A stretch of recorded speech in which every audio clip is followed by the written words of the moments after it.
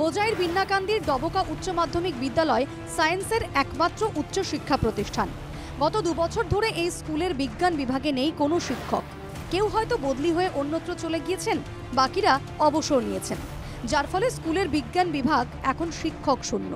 ছাত্রছাত্রীরা স্কুলে এলেও পড়াশোনা কিছুই হয় না বলে অভিযোগ। বাধ্য হয়ে তাদের ইউটিউব দেখে পড়াশোনা করতে হয় বলে অভিযোগ পড়ুয়াদের। ডবকা হাই সেকেন্ডারিত পঢ়ো। আমার স্কুলত টিচার নাই, সায়েন্সৰ এটা টিচাৰো নাই। আমি বহুত কষ্টকে পঢ়ি আছোঁ। আজি আমাৰ হাফ ইয়াৰলি এক্সাম গৈছে। মাজত আমি ভালুকমৰীলৈকে গৈছোঁ। তাত গৈ 2-3 দিনমান ক্লাছ কৰিছোঁ। তাত গ'লে অসুবিধা হয়, বহুত দূৰ হৈ যায় আৰু আমাক টিচাৰ লাগে, এটা টিচাৰো নাই। আমি বহুত কষ্টকে পঢ়িব লগা হৈছে, ঘৰতো পঢ়িব লাগে। স্কুলত অহা বন্ধ একদম পুৰা। আহি এটেন্ডেন্স দিওঁ আৰু যাওঁ।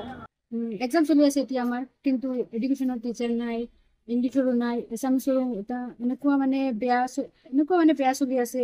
ক্লাছ নোহোৱাকৈ পঢ়ি আছোঁ, ইউটিউবৰ পৰা চাই পঢ়ি আছোঁ আৰু এতিয়া ফাইনেল আহি গ'ল। এনেকুৱা লাগিছে যেন আমি ফেইল কৰিম, বেয়া হ'ব, বহুত ৰিজাল্ট বেয়া হ'ব। স্কুলেৰ ষান্মাসিক পৰীক্ষাৰ উত্তৰপত্ৰ মূল্যায়নেও সমস্যাৰ সৃষ্টি হচ্ছে বলে অভিযোগ স্কুল কৰ্তৃপক্ষেৰ।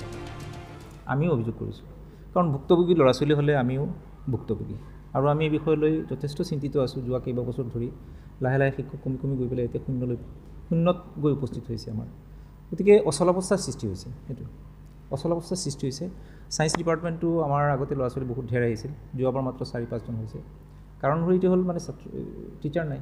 গতিকে টিচাৰ নোহোৱাৰ কাৰণে ল'ৰা ছোৱালীও নাহে। গতিকে আমি এইটো সমাধান বিচাৰিছোঁ। আশা কৰোঁ যিটো এতিয়াই যিটো এপইণ্টমেণ্ট দিয়াৰ যিটো পৰিকল্পনা হৈছে, তাত আমি গোটেইকেইজন শিক্ষক পাম, তেতিয়াহে আমাৰ মানে সমস্যা সমাধান হ'ব। শুধু বিজ্ঞান শাখাতেই নয়, 10-15 বছর যাবৎ বেশ কয়েকটি বিষয়ের শিক্ষক নেই স্কুলে। সরকারি অবহেলার জন্যই স্কুলের এই দশা, অভিযোগ পড়ুয়াদের। স্কুলে শিক্ষক শূন্যতা নিয়ে বিন্নাকান্দির বিধায়ক সিরাজউদ্দিন আজমল বিধানসভায় প্রশ্ন উত্থাপন করলেও কাজের কাজ কিছুই হয়নি বলে অভিযোগ। দ্রুত স্কুলটিতে শিক্ষক নিয়োগের জন্য মুখ্যমন্ত্রীর কাছে আবেদন পড়ুয়াদের। ডবকা থেকে ইসমাইল আলীর রিপোর্ট, NKTV বাংলা।